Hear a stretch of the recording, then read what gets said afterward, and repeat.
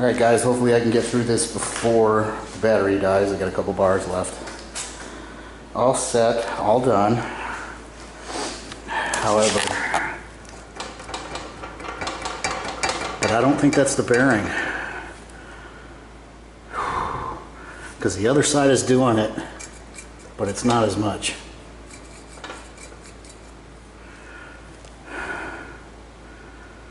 I think it might be the tiller itself. Maybe it's the shaft. The shaft is just worn. I don't know. It's weird. Or maybe it's supposed to be like that, but I don't think so. I don't think it's supposed to do that. That bolt's tight. Here's the other thing I wanted to show you.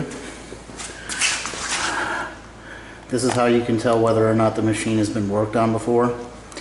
This came out of where the plate was, and this was the one that was leaking. So somebody went in, replaced this one, and didn't replace this one. So that's why we had to replace this one, was because somebody didn't buy two. Remember, if one side goes out, the other side is going to go pretty soon. So get them both done. Unless this was somebody that my mom let work on and they only replaced the one, so they knew that this would go soon, so she would bring it back and get that one done. So anybody that's out there that's working on anything, you know, bearings or anything like that, it's a good rule of thumb that if you replace one side, you replace the other. Same with a bearing. Wheel bearings are the same thing on cars. You don't have to replace all four, replace the other side. So if the left bearing's going, replace them both. But I just wanted to show you that because these look exactly like the new ones that I got. And as you can see, they're completely different. So it's all set.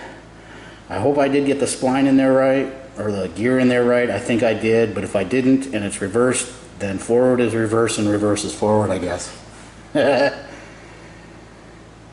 So hopefully I got that right and it doesn't freak my mom out. When I put it in forward, it keeps going in reverse.